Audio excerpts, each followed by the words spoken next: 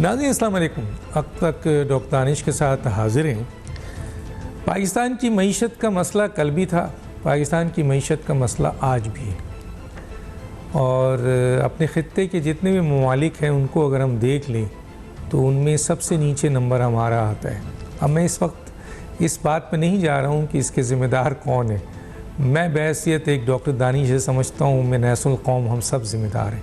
अब आते हैं अहम तरीन कि अब जो नया साल है उस साल के अंदर महंगाई, खसारे, शरह सूद में क्या वाकई कमी हो सकेगी, कैसे कारोबार, रोज़गार और जीडीपी में इजाफ़ा हो सकेगा, कैसे इलेक्शन साफ शफाफ अगर हुए जिसकी कहीं उम्मीद नहीं है दूर दूर तक, तो फिर सियासी अदम इस्तेहकाम नहीं होगा, उसकी वजह से मुआशी इस्तेहकाम भी नहीं होगा।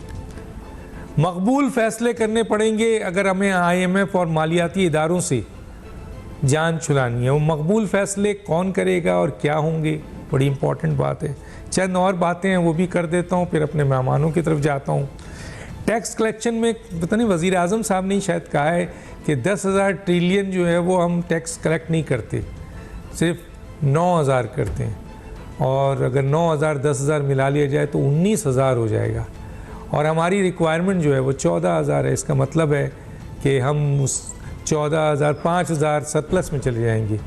लेकिन हालात, महंगाई कैसे ख़त्म की जा सकती है? स्टॉक एक्सचेंज में बड़ी तेज़ी देखने को मिली, फिर मायूसी नज़र आ रही है। डॉलर रेट में मज़ीद कमी क्यों नहीं हो रहा है? बड़े आम से सवालात लेके आ रहा हूँ आम लोगों के लिए। मौजूदा हुकूमत क्या मुआशी हालात को बेहतर कर सकी? किन किन शोबों में तवज्जो की ज़रूरत है? महंगाई कैसे ख़त्म की जाएगी? आम आदमी की ज़िंदगी को कैसे बेहतर किया जाएगा? पाकिस्तान को इस मुआशी मुश्किलात से कैसे निकाला जाएगा? मादनियात, ज़राअत और IT पर कितनी सरमायाकारी हुई है अब तक, और आगे क्या इरादा है? जी, मेरे साथ 3 अहम मेहमान हैं। डॉक्टर इकरामुल हक, माहिर माश, आपका बहुत शुक्रिया सर, आपने हमें ज्वाइन किया।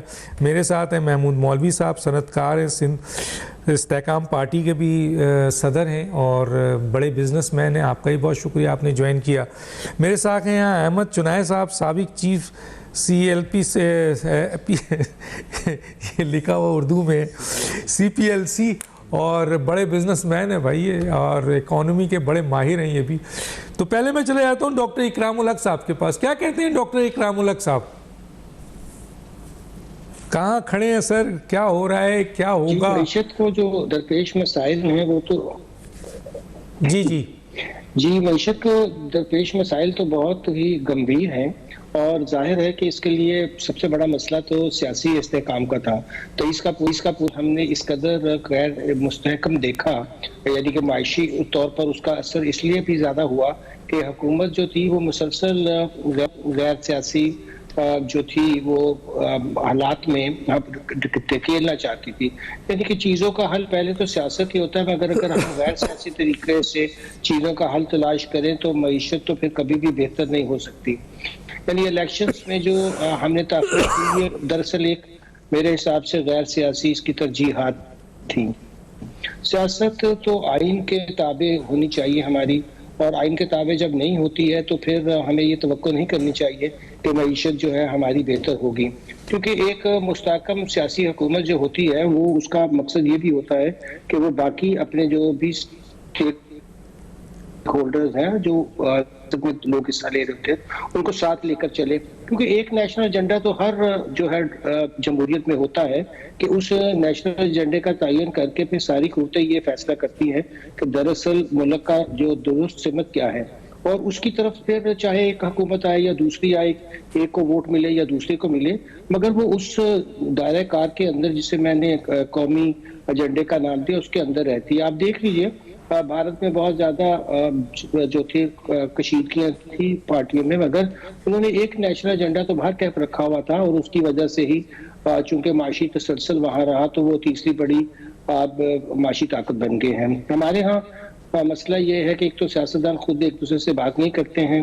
और लड़ाई झगड़े का माहौल बनाए रखते हैं, उससे जो पोलिटिकल इंस्टेबिलिटी पैदा होती है, फिर वो शिकवा करते हैं जी के जो गैर जो सियासी अदारे हैं वो उसमें दखल अंदाजी करते हैं। जाहिर है रियासत के अंदर हर अदारा जो है उसको आइन के अंदर तो काम करना चाहिए, मगर वो तो तब है जब आपके यहाँ मामूल के हालात हों। जब मामूल के हालात नहीं होते तो फिर अफरा तफरी फैलती है।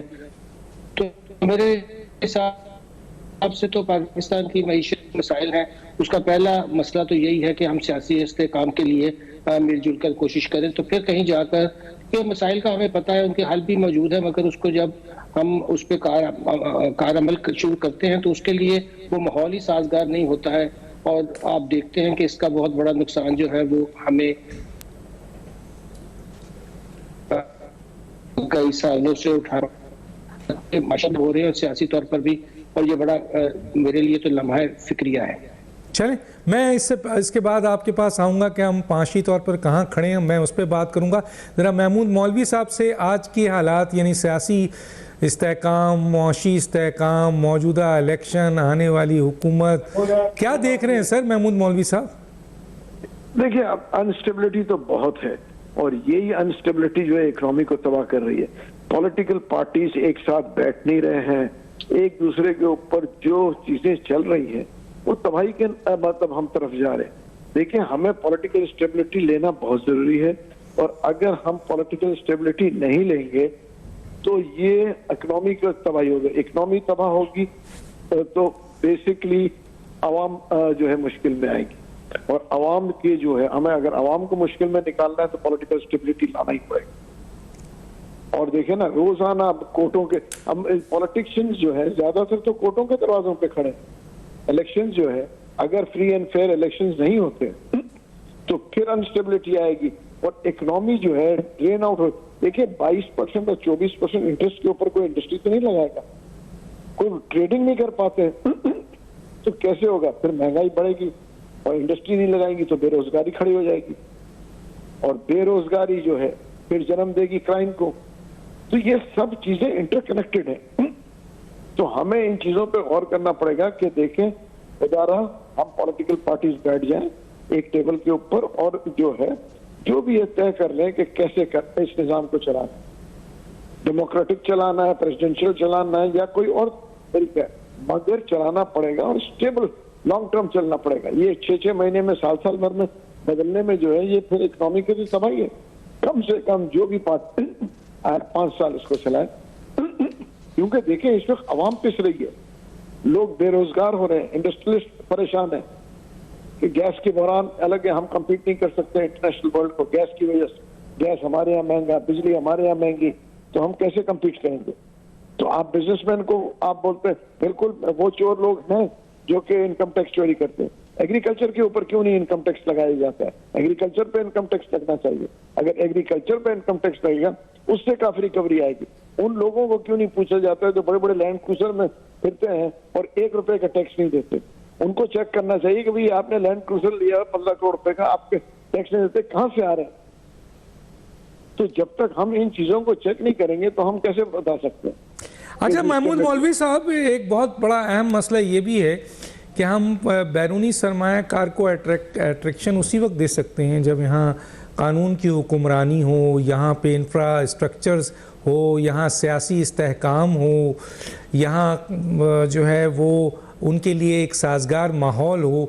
तो आप समझते हैं जो ये मौजूदा इस वक्त सियासी पार्टियां इक़्तिदार के लिए एक दूसरे को काट रही हैं, इलेक्टेबल के पीछे भाग रही हैं, सीट एडजस्टमेंट करने के लिए एक दूसरे से वादे बयां हो रहे हैं, कौमी एजेंडे पे बात करने के बजाय अपनी ज़ाती मफाद, अपनी पार्टी को प्रोजेक्ट या ड्राइंग रूम में बैठकर इक़्तिदार हासिल करने के लिए मुख्तलिफ़ किस्म के इलेक्टेबल्स और दूसरे ज़राए हासिल। तो मुझे तो कहीं नज़र नहीं आ रहा है, 1 महीना रह गया है, ये सियासी जमातों को आप कैसे एक प्लेटफॉर्म पे लाएंगे? ये तो हम काफ़ी अर्से से सुन रहे थे जी। अगर ये प्लेटफॉर्म पे नहीं आएंगे और इलेक्शन होगा और इलेक्शन के बाद फिर हमको सड़कों पे लोग आएंगे और लोग सड़कों के ऊपर एहतजाज करेंगे और लॉ एंड ऑर्डर सिचुएशन खराब होगा तो तीसरी फोर्स हैज टू कम है, क्योंकि वो मुल्क को जो है ऐसे छोड़ नहीं सकते। फिर हम जो कहते हैं फौज का आना जो है जरूरी हो जाएगा, उसकी वजह कि फौज जो है इस तबाही के रास्ते पे तो नहीं छोड़ सकती इस मुल्क। तो खुदारा एक साथ बैठ गया, अगर हम इस इलेक्शन के रिजल्ट्स को और इलेक्शन को फ्री एंड फेयर नहीं करेंगे और बैठ के तय नहीं करेंगे और फिर चाहेंगे कि उसके इलेक्शन के बाद हम अगेन रेडों पे आए। और महमूद मौलवी साहब, पाकिस्तान की सबसे बड़ी बॉडी जो क्योंकि वो मुल्क को जो है, फिर हम जो कहते हैं फौज का आना जो है जरूरी हो जाएगा, उसकी वजह कि फौज जो है इस तबाही के रास्ते पे तो नहीं छोड़ सकती इस मुल्क। तो खुदारा एक साथ बैठ गया, अगर हम इस इलेक्शन के रिजल्ट्स को और इलेक्शन को फ्री एंड फेयर नहीं करेंगे और बैठ के तय नहीं करेंगे और फिर चाहेंगे कि उसके इलेक्शन के बाद हम अगेन रेडों पे आए। और महमूद मौलवी साहब, पाकिस्तान की सबसे बड़ी बॉडी जो वकला की है, पाकिस्तान बार कौंसिल, उसने इलेक्शन कमीशन पे जानिबदारी का इल्ज़ाम लगा दिया। सुप्रीम कोर्ट बार एसोसिएशन है, उसने इलेक्शन कमीशन पे जानिबदारी का इल्ज़ाम लगा दिया। सियासी जमातों ने लगा दिया। दूसरी तरफ निगरान हुकूमत और इंतज़ामिया इंतकामी कार्रवाई पे उन पे इल्ज़ामात लग रहा है कि वो भी जानिबदार हैं। और बिजनेसमैन कह रहे हैं कि जनाब अली ये इलेक्शन जो है मुतनाज़ा हो चुका है। आम पाकिस्तानी कह रहा है ये इलेक्शन मुतनाज़ा हो चुका है।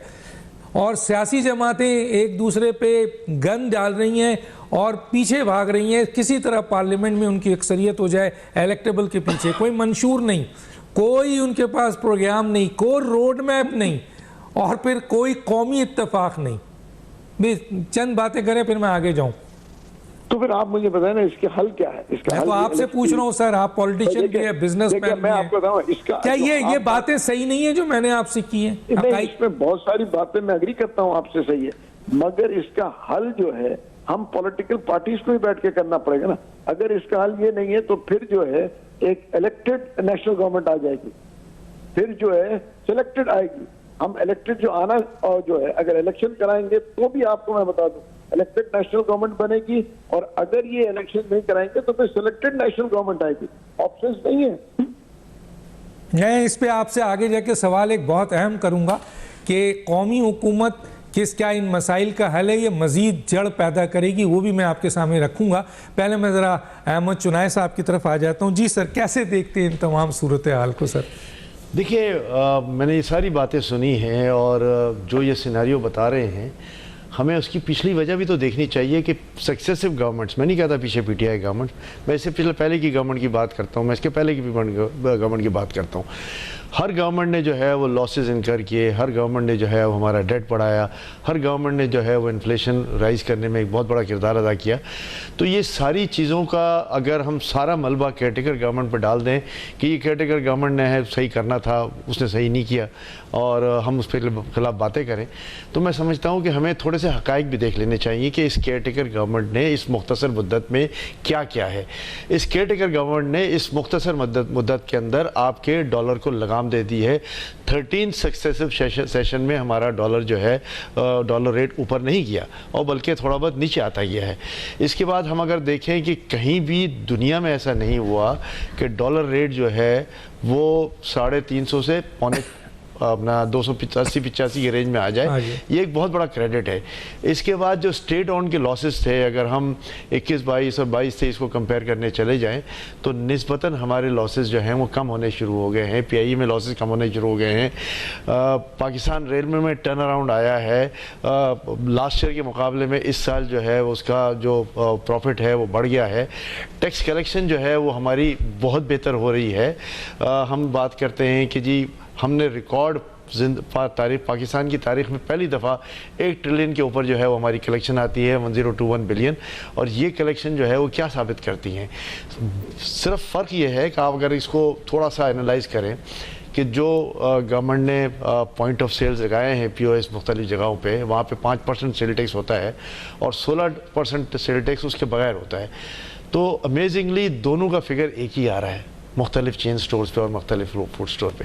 वो ये इस बात को साबित करता है कि हमारी कौम 16% तो देने को तैयार है, लेकिन टैक्स देने को तैयार नहीं है 5% के साथ। अभी बात हो रही है कि जी 15 तारीख से जो है वो सिमें ब्लॉक हो जाएंगी जिनके एनटीएन नंबर नहीं होंगे।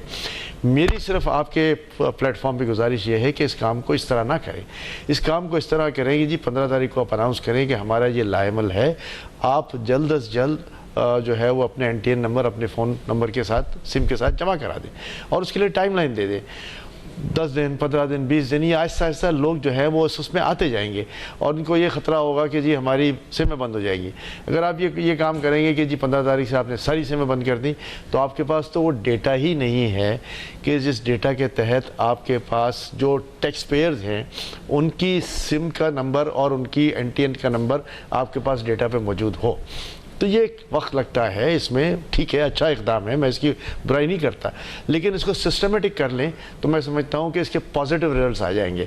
आज जो हम बात कर रहे हैं कि हमारी इकनॉमी ख़त्म हो गई, हम मुश्किल सूरत हाल में आ गए, देखिए बात यह है कि अगर हम ये सब्सिडीज़ को ऑफ़ नहीं करते और हम इन सब्सिडीज़ को जो है वो ख़त्म करके सबको जो है वो लेवल प्लेइंग फील्ड नहीं देते, तो फिर पाकिस्तान में जो है वो बिज़नेस करना बहुत मुश्किल हो जाता। वक्त के साथ साथ मैं समझता हूँ कि ये जो प्राइस एडजस्टमेंट्स हैं वो एडजस्ट हो जाएंगे। आज भी पाकिस्तान दुनिया भर में सबसे सस्ता है। कॉस्ट ऑफ डूइंग बिज़नेस हमारी बढ़ रही है, तो कॉस्ट ऑफ डूइंग बिज़नेस जब बढ़ रही है तो ज़ाहिर है जो बड़ी बड़ी इंडस्ट्रीज़ हैं उनको नफ़ा कम हो रहा है, क्योंकि उन्होंने पिछले दौर के अगर आप स्टॉक एक्सचेंज में बैलेंस शीट देख लें कि जो 3 अरब कमाता था वो 30 अरब कमा रहा है, जो 30 अरब कमाता था वो 300 अरब कमा रहा है। तो ये कैसे मुमकिन हुआ? ये ऐसे मुमकिन हुआ कि सक्सेसिव गवर्नमेंट की सब्सिडीज़ और फिर पिछली गवर्नमेंट के अंदर 2 चीज़ें मैं ये कहूँगा जिसको आज भी मैं जो है वो बड़े उससे अपना पुरजोर तरीके से बात करता हूँ कि आपने 3 किस्म के लोन्स एक्सपोर्टर्स को दिए और उन लोन्स में आपने जो है वो पाकिस्तान की पूरी इकनॉमी को डुबो दिया। कभी दुनिया में ऐसा हुआ है कि 7-8 साल तक कोई इंटरेस्ट पेमेंट नहीं है और उसके बाद 17 साल तक आपको एक पीनट्स किस्म के इंटरेस्ट की पेमेंट करनी है? ये कैसे मुमकिन है और इसका कितना मिसयूज़ हुआ है, कभी आपने देखा? अच्छा, ये 16 महीने की जो हुकूमत गुजरी और ये जो आई है तकरीबन निगरान हुकूमत, उसको आप कैसे कंपेयर करेंगे मुख्तसर साहब? देखें, जो 16 महीने की गवर्नमेंट गुजरी है उसके भी अपने पॉलिटिकल एम्बिशंस थे, उनकी रिस्ट्रेंट्स थे, उनकी रिस्ट्रिक्शंस थी, लेकिन उसके बावजूद भी उन्होंने गाड़ी को स्टार्ट कर दी। और जब गाड़ी स्टार्ट हो गई, मतलब कैसे, कहाँ पे गाड़ी स्टार्ट हुई है? गाड़ी मुझे तो कहीं नजर नहीं आ रही है सर गाड़ी स्टार्ट।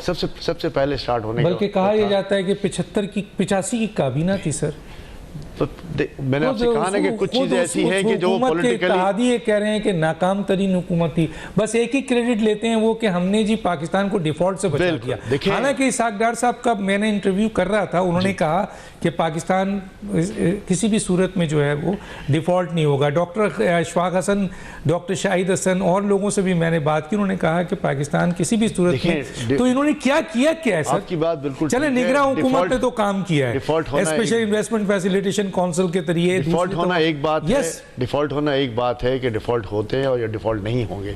देखिए, डिफॉल्ट नहीं हो रहे, चलिए ये बात तय हो गया, मैं मानता हूँ डिफॉल्ट नहीं हो सकते, लेकिन इसका मतलब ये नहीं कि उन्होंने काम क्या किया सर? एक काम बता दें, 16 महीने में खुदा के लिए IMF के साथ, अपना आदमी नहीं बता रहा, आप बता दें। मैं आपको बताता हूँ, IMF के साथ आपका मुआहदा कि जिसमें 1-8 बिलियन उन्होंने पहले दिया, 1-8 बिलियन अब दे रहे हैं और 1-8 बिलियन ये कामयाबी है सर। देखिए, कामयाबी इसलिए है कि दैट पेव्ड द वे कि जो बाकी डोनर्स थे उन्होंने पैसे देने शुरू कर दिए। अगर IMF का ये एग्रीमेंट नहीं होता तो आपको ये पैसे मिलना नहीं शुरू होते जो आ रहे थे, जो क्लाइमेट चेंज के भी आ रहे थे और जो दूसरी इमदाद के उसमें भी आ रहे थे। हमारा इनका ये इक़दाम जो है उसने एक सपोर्ट दे दिया नई कैटेगरी गवर्नमेंट को कि वो उस फिलॉसफी को लेके चल पड़े। और इसके बाद जो 16 महीने सर, देखिए आपने कभी पाकिस्तान की 13 सियासी जमातें, मैं आपको फिर आपको बात कर रहा हूँ, 4 दफा हुकूमत में रहने वाली लोग। बिल्कुल आपकी बात ठीक है, लेकिन उन्होंने मजीद बिगाड़े से इस मुल्क को, इस कौम को बचाया, ये बात तय है। और इस बचाने के बाद उन्होंने उसको राइट ट्रैक पर डालने की अपनी पूरी कोशिश की, डिस्पाइट द फैक्ट कि उस कोशिश करने में अब जो इनको पॉलिटिकली वोटालिटी का सामना करना पड़ा है, जिसमें आप कह रहे हैं कि हर आदमी ये कह रहा है कि 16 महीने की नाकाम तरीन गवर्नमेंट, तो भाई उस नाकाम तरीन गवर्नमेंट में आप क्यों बैठे हुए थे? क्यों आप इख्तिदार के मजे ले रहे थे? क्यों आप जो है वो हर फैसले में साथ साथ खड़े हुए थे? उस वक्त तो आपने कुछ नहीं कहा।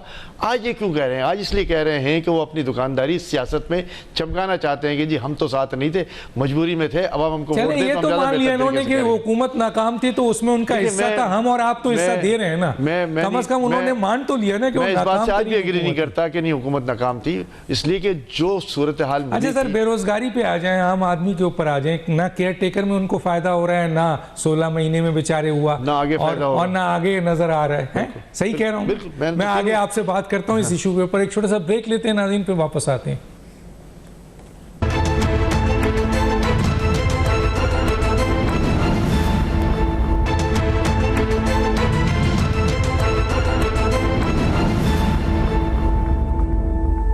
Welcome back. एक ऐसा इलेक्शन जो कि मैं नहीं कहता, मतलब बड़े बड़े अहम तरीन इदारे, लोग, तजिया निगार, दानिश्वर, इंटेलेक्चुअल, बिजनेसमैन, माहिर माशियात, बहुत सारी माहिर ये कहते हैं कि इलेक्शन मुतनाज़ा हो चुका है और अब जो इलेक्शन होगा उसके बाद जो भी हुकूमत आएगी वो सियासी अदम इस्तेहकाम बहुत ज़्यादा बढ़ेगा। तो मैं तो हाथ जोड़ के कहता हूँ कि इस गरीब मुल्क को, जो बहुत गरीब है इस वक्त, इस गरीब आवाम को जो पिस रही है, मर रही है और जो ख़ुदकुशी कर रही है, 50 अरब रुपया उसका ज़ाया करने की इलेक्शन के नाम पर क्या ज़रूरत है। जी इकरामुल हक साहब, आप आज पाकिस्तान की को कहाँ खड़ा देखना चाहते हैं? थोड़ा सा पीछे जाऊँगा, जिस तरह मैंने अपने दोस्त से सवाल किया था कि जनाब ये निगरान हुकूमत ने कितना सहारा दिया या 16 महीने की हुकूमत ने कितना दिया। हम तो देख रहे हैं कि हम रोज़ बरोज़ डिटोरिएट होते जा रहे हैं और अपने इर्द गिर्द पड़ोसी, चाहे अफ़गानिस्तान हो जो आपके जंगों में रहा है, जंगों में, उससे हम पीछे होते जा रहे हैं। जो सैंक्शन में रहा ईरान, उससे हम पीछे होते जा रहे हैं। बांग्लादेश 1970 में आया, हम उससे बहुत पीछे हो गए हैं। और जो हमारे साथ आज़ाद हुआ एक अरब की आबादी जहाँ गुर्बत ही गुर्बत थी, वो आज से इस मईशत की तीसरी या दूसरी क़ुव्वत बढ़ने जा रही है। और चाइना, उसका नाम लेके हम शर्मिंदा क्यों हो सर? जी सर, इकराम साहब क्या कहते हैं? देखें जानी साहब, जो हमारा जो मसला तारीखी तौर पर रहा है वो तो यही रहा है कि जो ट्विन डेफिसिट है हमारा करंट अकाउंट का और हमारा फिस्कल डेफिसिट, जिसने हमें जो है वो एक मुश्किल में रखा। अब करंट अकाउंट का जब आप कंट्रोल करने की कोशिश इंपोर्ट के ऊपर बैन लगाकर और उसको स्क्वीज करके करते हैं तो इसके दो नतीजे तो निकल ही रहे हैं। एक तो आपकी जो इस वक्त आप देखें ग्रोथ बिल्कुल नहीं रही, यानी पिछला साल जो है वो इस लिहाज से पाकिस्तान का बदतरीन साल था कि फिर एक दफ़ा हम मनफी ग्रोथ में गए हैं। अगरचे वो 0.03 कहते हैं, मगर हमें सबको पता है कि ये मनफी ग्रोथ थी। फिर सबसे बड़ा जो पाकिस्तान का मसला हुआ उसके साथ कि एक जी ट्विन डेफिसिट के साथ आप एक ऐसी कंट्री बन गए जो अपनी डेट सर्विसिंग को अब जो थी वो फंड नहीं कर पाती, क्योंकि जो फेडरल गवर्नमेंट का नेट इनकम है वो भी अब इस काबिल नहीं थी। क्योंकि देखिए पिछले बजट में उन्होंने 3.2 ट्रिलियन रखा एक बजटेड अमाउंट डेट सर्विसिंग के लिए, जबकि वो 5 ट्रिलियन को क्रॉस कर गई। अब ये इतना बड़ा गैप का नतीजा तो यही निकलना था कि आप 7.7% के फिर जो था वो फिस्कल डेफिसिट पे जीडीपी के गए, अगरचे ये बहुत बड़ा मसला था। फिर इस साल देखिए कितना बड़ा हमारे झटका भी पहुंचा है कि उसी की लेगेसी है कि हमने इस दफा जो हद था वो 5.2 रखा और अभी हमें पता है कि 6 महीने में हमारे अंदाजे हैं कि ये तो 8.5 को भी क्रॉस कर जाएगा। अब 3 बड़े मसले इस मुल्क को दरपेश हैं। पहले तो वही ट्विन डेफिसिट का मसला है कि हम अगर ये कम करेंगे करंट अकाउंट का तो जाहिर है फिर हमारी ग्रोथ तो हम तो एक लोग ग्रोथ ट्रैप में फंस जाएंगे। अब जब आप महंगाई की शरह जो है वो आपकी इतनी ज्यादा है तो फिर आप डिस्काउंट रेट को इतना हाई रखते हैं, उससे इंडस्ट्री नहीं चलती, उससे आपके सारी इकोनॉमिक एक्टिविटी रुक जाती है, लोगों की जिंदगी अजीरन हो जाती है। जाहिर है हुकूमत खुद इतने हैवी रेट के ऊपर बोरो कर रही है, उसकी वजह से नोट पे प्रिंट हो रहा है। ये मॉनेटरी पॉलिसी हमारी ना इन सिंक है फिस्कल पॉलिसी के। जो चीजें हमें करनी चाहिए थी देखिए ना वो हमने बिल्कुल आज तक की नहीं। ये एक रिकरेंट प्रॉब्लम है पाकिस्तान का, ये नहीं कि ये आज पैदा हुआ है, ये हर हुकूमत का मसला है, मगर संजीदगी से कोई इस पर गौर नहीं करता कि हम इस पे से बड़े ममालिक देखिए 24वां प्रोग्राम आप देंगे, ये जो अभी हमारा स्टैंड बाय जा रहा है ये तो खत्म होगा और इसके लिए भी बड़ी मुश्किल होगी आने वाली हुकूमत को कि वो, लेकिन उससे अगला प्रोग्राम कितना सख्त होगा। जाहिर है कि सोचना चाहिए कि एक मुल्क कैसे 24 दफा IMF के पास बार बार जाता है और ये वो मुल्क है जो न्यूक्लियर पावर है, जिसकी पॉपुलेशन दुनिया की 5वीं बड़ी पॉपुलेशन है, जिसको अल्लाह ताला ने इतने कुदरती वसाइल दे रखे हैं, इतने ह्यूमन वसाइल दे रखे हैं, तो फिर कहाँ फॉल्ट लाई करता है। देखिए ये कोई बड़ी बात नहीं है कि हम इन ट्विन डेफिसिट्स को खत्म नहीं कर सकते। पाकिस्तान के पास अल्लाह ताला की तरफ से जो वसाइल हासिल हैं अगर उनका सही इस्तेमाल कर लिया जाए तो हम तो आज G20 की लाइन में होते, मगर हमने कैसे कैसे अपॉर्चुनिटीज जाया की हैं। उसकी वजह मैं अर्ज कर रहा था कि जब आपकी लीडरशिप जो है सियासी, उसको ये एहसास ना हो कि अगले 20 साल का 25 साल का एक फ्रेमवर्क है इससे कोई फर्क नहीं पड़ता है कि कौन सी हुकूमत है, उस फ्रेमवर्क के अंदर रहकर हम एक दूसरे की जो है वो ताउन करेंगे। अब इलेक्शन का पाकिस्तान में मसला इसलिए हल नहीं होगा कि आप देखिए कि अभी भी एंटेगोनिज्म पार्टियों के दरमियान इस कदर ज्यादा है कि उस मसले की तरफ तो वो तवज्जो नहीं दे रहे कि पाकिस्तान के जो चैलेंजेस हैं, जो हमें अपने अवाम को देखना है, हमें अपने मुल्क की ग्रोथ को देखना है, हमें अपने इन कर्जों के जो जाल से निकलने को देखना है, हमें अपने मादनी वसाइल को, हमें अपने IT के अंदर इन सारी चीजों के पोटेंशियल को हार्नेस करना है, उसको हमने यूज करना है। तो उसके लिए देखिए अगर अमल नहीं होगा तो ये तो अपनी जगह पड़े रहेंगे। तो सिर्फ और सिर्फ कोई मायूसी की वजह मुझे समझ नहीं आती है, क्योंकि एक मायूसी तो ये हो सकती है ना कि आपके पास कुछ हो ना, जब अल्लाह ताला का दिया हुआ आपके पास सब कुछ है तो सिर्फ मिसमैनेजमेंट से, और हम खुद ये जो क्राइसिस है ये भी हमारे सेल्फ क्रिएटेड होते हैं, और हमारी वर्क फोर्स भी देखे दुनिया में कितने नंबर पर है और हम उसका सही इस्तेमाल नहीं कर रहे हैं। टैक्सेस हम ऐसे लगाते हैं जिससे ग्रोथ एंटी ग्रोथ हो, ये हम कम शरह के ऊपर वसी बुनियाद टैक्स लगाते हैं तो ये फिर नौबत ना आती नॉन फाइलर्स को जो है इस नोटिस देने की, पहले नहीं होते। तो हर पॉलिसी हमारी जो है वो इतनी सेल्फ कंट्राडिक्टरी होती है कि सिर्फ और सिर्फ इसमें 3 चीजें अगर हम कर लें, बुनियादी इस्लाहत हमें एडमिनिस्ट्रेशन की सबसे पहले करनी है, क्योंकि हमारी जो एडमिनिस्ट्रेटिव स्ट्रक्चर है इस कदर बोसीदा और इस कदर लापरवाह हो चुका है और लेजी हो चुका है कि इसको हमें तब्दील करना ही होगा। सियासी लोगों को मिल बैठकर काम करना होगा, और फिर जो मईशत के अंदर हमारे 3-4 बड़े मसाइल हैं ये तो बड़ी आसानी से 1 आध साल में हल हो सकते हैं। अगर सिर्फ हम ज़राअत पे तवज्जो कर ले तो 1 साल के अंदर अंदर हम यहाँ से $100 बिलियन का सरप्लस निकाल सकते हैं एक्सपोर्टेबल। तो फिर हमें क्या मसाइल हैं? अल्लाह ताला ने हमें बेहतरीन जमीन अता कर रखी है, मगर ये सारी की सारी चीजें जो है जैसे मैंने अर्ज किया कि सिर्फ और सिर्फ हमारी ना अहली और ना अमली का। अच्छा, यहाँ पर एक सवाल करना चाहूँगा डॉक्टर इकरामुल हक साहब, मैं ये सवाल आगे फॉरवर्ड कर रहा हूँ, किसी जगह से मैंने पढ़ा था तो मैं आप तक ले जा रहा हूँ। दुनिया में मैंने देखा है, मैंने भी रिसर्च किया है कि सर ये जो बैंकर और चार्टर्ड अकाउंटेंट होते हैं ना, इनकी पॉलिसीज़, इनका विजन सिर्फ 1 साल का होता है, और जो माहिर माशियात होते हैं, इकोनॉमिस्ट होते हैं, ये 20 साल का सोचते हैं।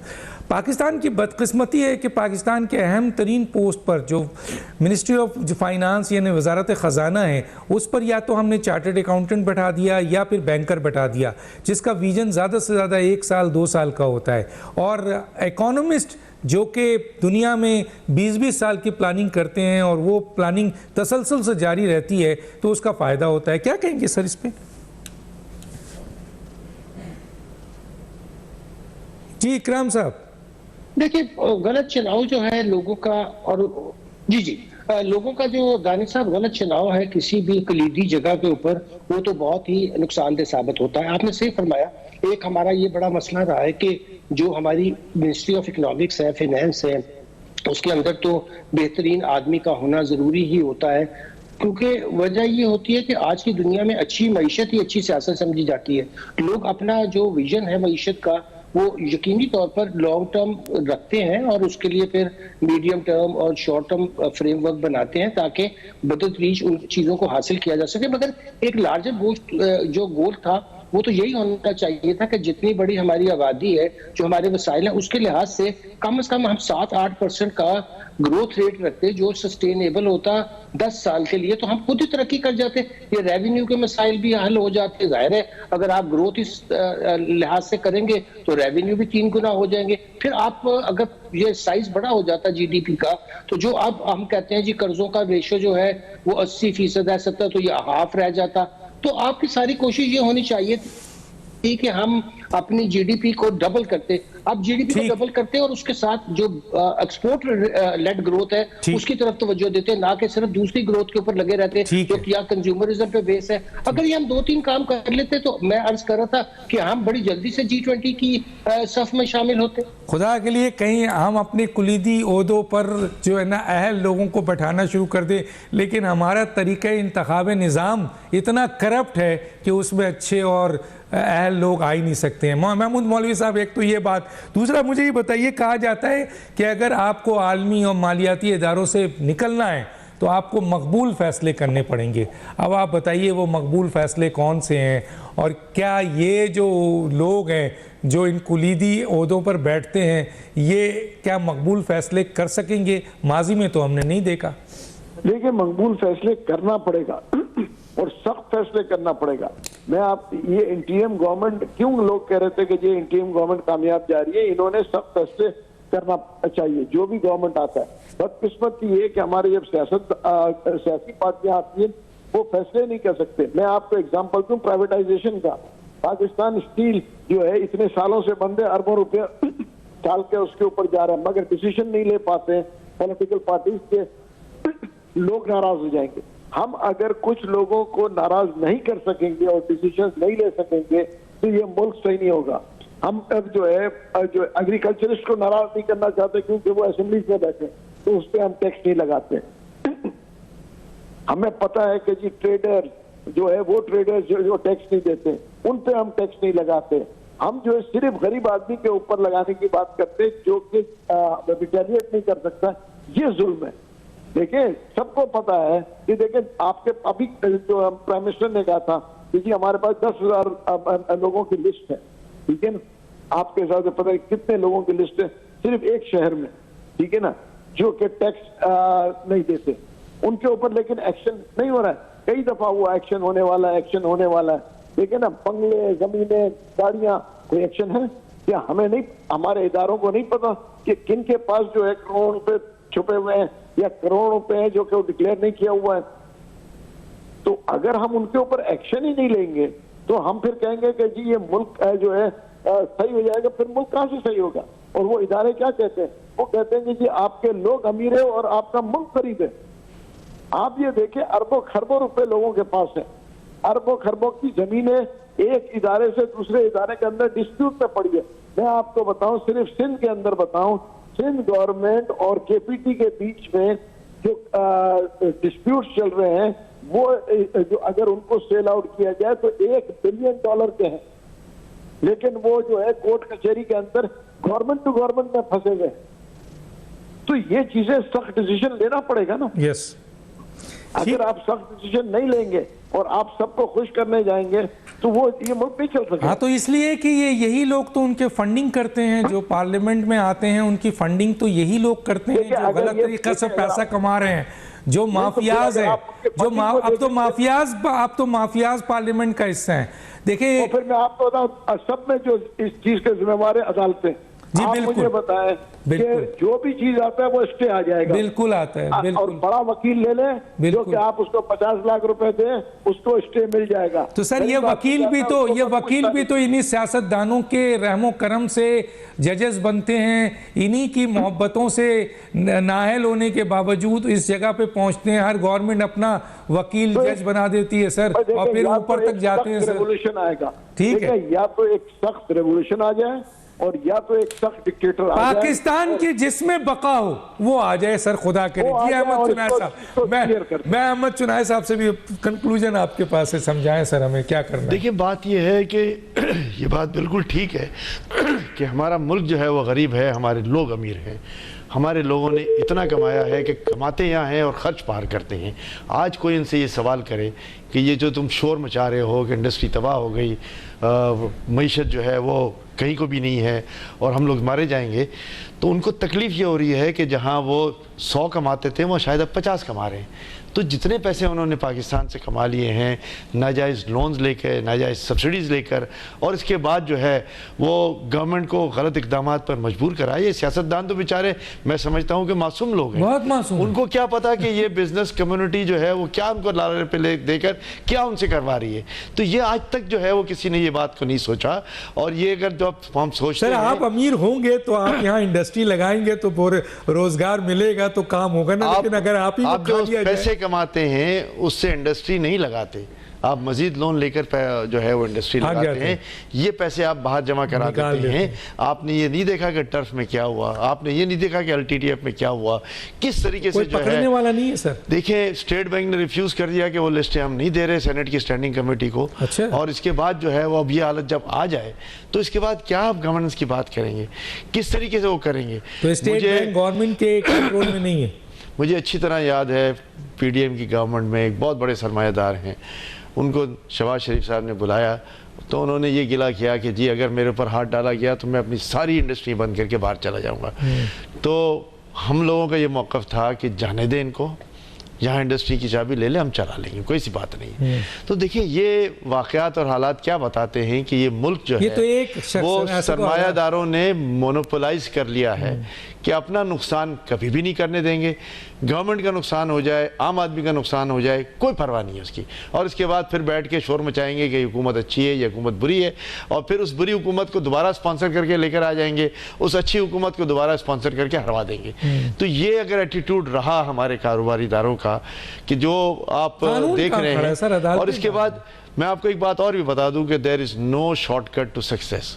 आज का जो आपको अमीर खरबपति नज़र आता है वो शॉर्टकट के ज़रिए ही आया है, और उस शॉर्टकट के ज़रिए आने के बाद जो इस मुल्क की इकोनॉमी का हाल हो रहा है वो हाल है। सब अरबपति को पकड़ने जब ये करने जाते हैं तो एक शोर मच जाता है, इसलिए कि सारा मीडिया उनके कंट्रोल में है, उस मीडिया के ज़रिए वो बहुत शोर मचाते हैं। लेकिन मुझे ये बताएं कि नवाज शरीफ साहब की सर मीडिया कंट्रोल में है, सर अदालतें कंट्रोल में है, सियासतदान कंट्रोल में है, सब कंट्रोल में, बहुत सारी चीज़ें। नवाज शरीफ की गवर्नमेंट हो, शहबाज शरीफ की गवर्नमेंट हो, जरदारी साहब की गवर्नमेंट हो, खान साहब की गवर्नमेंट हो, पीडीएम की गवर्नमेंट हो या केटीके की गवर्नमेंट हो, आम आदमी को उससे क्या फायदा? यही हम तो हमेशा उस बात पे बात करते हैं उसका कि तो हमने आम आदमी को जो है वो रिलीफ कैसे देना है, उनकी कॉस्ट ऑफ डूइंग बिजनेस कैसे कम हो, उनकी कॉस्ट ऑफ लिविंग कैसे कम हो, उनके जो मीन्स हैं वो उनकी जो आमदनी है उसके बराबर हो जाए।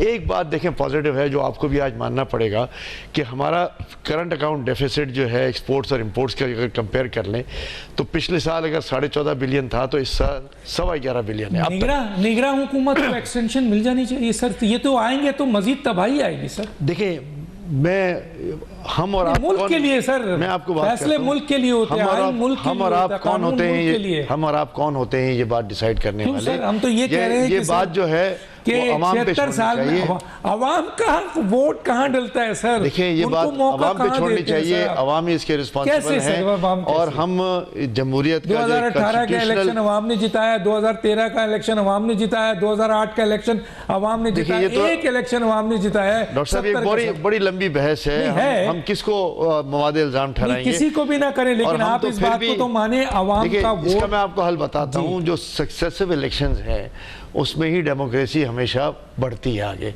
और सक्सेसिव इलेक्शन आपके मुल्क में आपके मुल्क में डेमोक्रेसी है सर। मुझे एक सिर्फ बता दें, किसी सियासी जमात में डेमोक्रेसी है माँ सवा एक जमात इस्लामी नजर आती है, बाकी तो किसी सियासी जमात में डेमोक्रेसी अनफॉर्चुनेटली मैं तो किसी में नहीं देखता। नहीं देखते ना, मैं किसी में भी नहीं देखता। आप चाहे एक नाम ले लें, मुल्क में देखते हैं सर, मुल्क में 76 साल में डेमोक्रेसी रही है सर।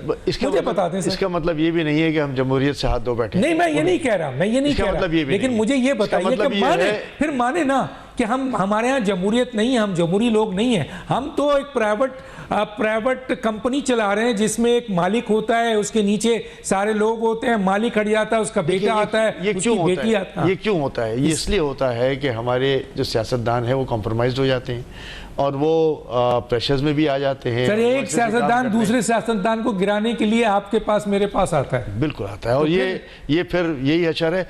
तो जिस तरह की कौम है उस तरह साफ और शफाफ इलेक्शन नहीं हुए तो सर कैसे मसाइल हल? देखिए मैं फिर ये कहता हूं सिलेक्शन हुआ, हम इलेक्शन हो जाने दें तो फिर हमें पता चलेगा कि ये साफ। सर ये तो अभी से सर मुतनाज़ा है यार, कौन सी बॉडी कह रही है सर? आपके बिजनेसमैन चीख के कह रहे हैं खुदा के लिए हमें ऐसे सियासतदानों से बचाओ, ऐसे इलेक्शन से बचाओ, हमारा जो थोड़ा बहुत काम है वो भी पट्टा बैठ। फिर हमारे कारोबारी इदारे के लोग खुद क्यों नहीं मैदान में आते, खुद क्यों पीछे से? कैसे आए? निज़ाम इंतखाब आपका बहुत करप्ट है ना सर, आने नहीं देते। जहां वो सर अहमद हुसैन चुनाए साहब आप इलेक्शन लड़े एक वडेरे के खिलाफ, जिसके पास बदमाश भी हो, पैसा भी हो, पुलिस भी हो, सारी चीजें हो, उससे जीत सकते हैं आप इस इंतखाबी? अवाम की ताकत क्या सर? खुदा के लिए अवाम का फैसला हो तो मैं आपको बात यह है कि जिस तरह हम जो है वो सियासतदान को मैनेज करते हैं या दूसरे लोगों को मैनेज, सर मैं आपको इलेक्शन लड़ा दूं, अवाम को क्यों मैनेज नहीं? मैं आपको तो अवाम को इसलिए मैनेज नहीं कर सकते सर, मसला है यहाँ पर मफादात का। कौमी मफाद पे हम आ जाएं तो आज अवाम सबसे बड़ी ताकत है, मुझे बताए ना, ये तो हम सुनते हैं अवाम सबसे बड़ी ताकत है, वो हकीकत भी है, नारा नहीं है, लेकिन हमने कभी उसको सही मायनों में इस्तेमाल नहीं किया। और अगर वो सही मायनों में इस्तेमाल हो जाए तो सर इनका क्या होगा जो ऊपर बैठे हैं पार्लियामेंट में, जो हुकूमत में, जो इदारों में, जो मुख्तलिफ जगहों में? इस कौम को ठीक तो होना पड़ेगा, आज नहीं कौन करेगा सर? परसों एक डंडा उठा है, हम ही लोग करेंगे। जनरल साहब से हमें उम्मीद हुई थी, जनरल आसिम मुनीर और उनकी टीम से, तो वो भी कुछ देखिए, आप उसको इस तरह नहीं कह सकते कि वो हिल गया है, वो हिला नहीं है, वो अपने कायम दायम है और अपनी पूरी क़ुव्वत के साथ वो आगे बढ़ रहे हैं। कभी कभार ऐसा होता है कि बहुत सारे इक़दाम जो हैं उनकी पब्लिक अपीयरेंस नहीं होती, लेकिन बाद में पता चलता है कि ये इक़दाम अच्छे हो गए थे। तो हमें हम समझते हैं सर क्रैकडाउन हुआ, किसी सियासी जमातों में नहीं हुआ। अफगान महाजरीन के खिलाफ एक्शन हुआ जो अफगान गैर किसी दौर में नहीं हुआ। ये जो डॉलर के ऊपर जो स्मगलिंग हो रही थी, जो माफियाज के ऊपर हाथ डाला गया इन्हीं के, तो हम तो कह रहे हैं सर कि इन्हीं को आगे बढ़ने दे खुदा के लिए सर।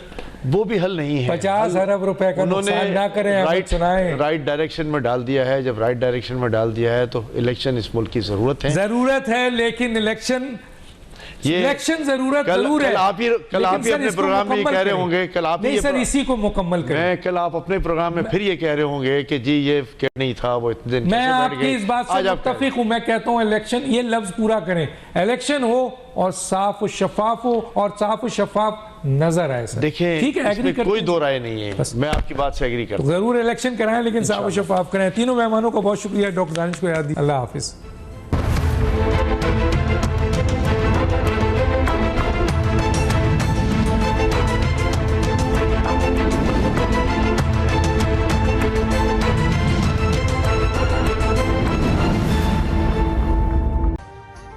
अभी सब्सक्राइब करें ताकि कोई खबर रह न जाए।